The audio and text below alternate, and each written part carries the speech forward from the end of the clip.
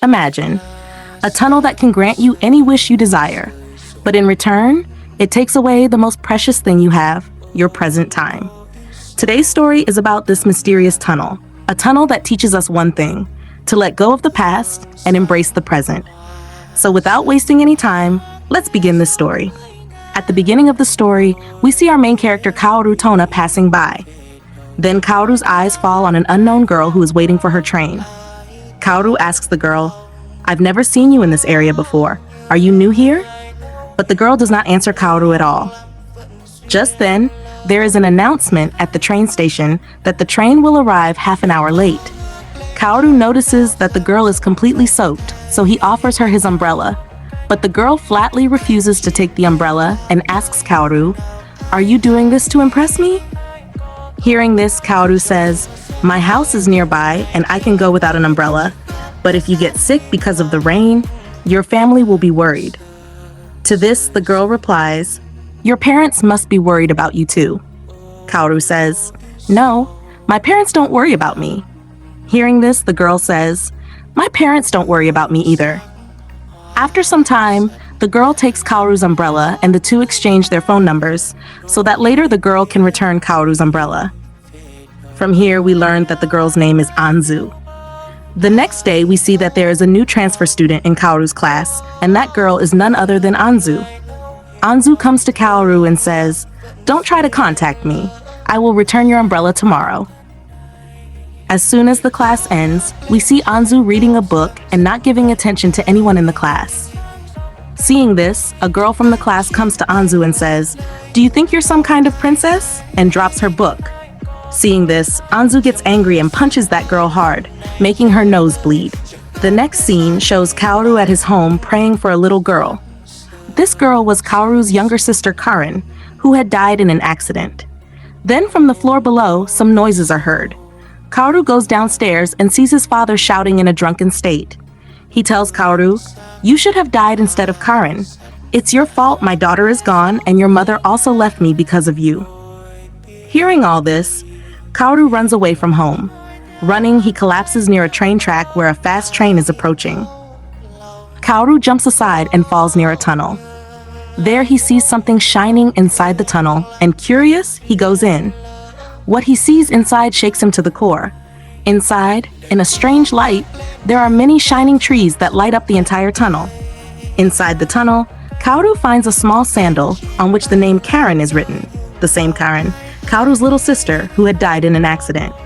Seeing this, Kaoru is shocked and starts calling his sister's name while going deeper into the tunnel. Then a parrot comes near him and starts singing. Kaoru immediately recognizes it as his pet parrot that had died years ago. Frightened, Kaoru takes the parrot and the sandal and runs out of the tunnel. When Kaoru comes home, his father hugs him and says, "You've been missing for a week." Kaoru is shocked and checks his phone and sees that indeed a week has passed. But how can that be? He was only inside the tunnel for a few hours. Here, Kaoru understands that time inside the tunnel flows completely differently. The next day, Kaoru is sitting in class when Anzu comes to him and says, "I'll return your umbrella tomorrow. Maybe I forgot it before too." After class, Kaoru once again goes inside the tunnel calling his sister Karen. But when he looks back, he sees that Anzu has also followed him inside. Kaoru grabs Anzu and brings her outside and tells her everything about the tunnel. Anzu says, "We were inside the tunnel only for 5 seconds, but outside 5 hours have passed. This means this tunnel can fulfill your wishes, but in return, you will have to sacrifice the time of today." Anzu offers Kaoru, "If we both work together, we can both fulfill our wishes." Kaoru accepts this offer, and the two start collecting more information about the tunnel. The next day after class, the two go near the tunnel to understand how much the time difference is between inside and outside. Anzu tells Kaoru to keep the call on and go inside the tunnel. Kaoru moves ahead, but after going a little further, the call disconnects. Kaoru immediately comes out of the tunnel, where Anzu tells him that 65 minutes have passed. Anzu asks Kaoru where the call disconnected. Kaoru replies, "When I crossed a pillar inside the tunnel, that means the other dimension of the tunnel starts after that pillar." The next day too, the two research a lot about the tunnel, and then one day they decide to go inside the tunnel together. Anzu tells Kaoru, "You go beyond the pillar and I will send you a message from this side." Both do the same. Kaoru turns back and sees Anzu moving very fast, everything passing quickly. Scared, Kaoru comes back to Anzu and sees her sitting down exhausted. Anzu tells Kaoru, "You came back 7 hours after crossing the pillar." Kaoru apologizes, but Anzu says, "This is not your fault." The next day, the two go to an aquarium together. There, Anzu tells Kaoru, "I have never seen you smile." Here, Kaoru tells Anzu about his past. That one day he fought with his younger sister Karen, left the house in anger. And when he came back, he found out that after he left, Karen had climbed a tree to catch a beetle for him, but she fell from the tree and died. After Karen's death, Kaoru's father drowned in alcohol and his mother left. This is why Kaoru's whole family broke apart. Kaoru tells Anzu, "I want to bring Karen back with the help of the tunnel." After this, the two discuss that next time, they will go inside the tunnel together and cross the pillar. Their plan was to run very fast inside and come back immediately if they find something. But while running, some pages fall on Anzu's face. Anzu starts picking up those pages. Kaoru tells her, "We should hurry." But Anzu doesn't listen, so Kaoru also helps her pick up the pages and both come out of the tunnel.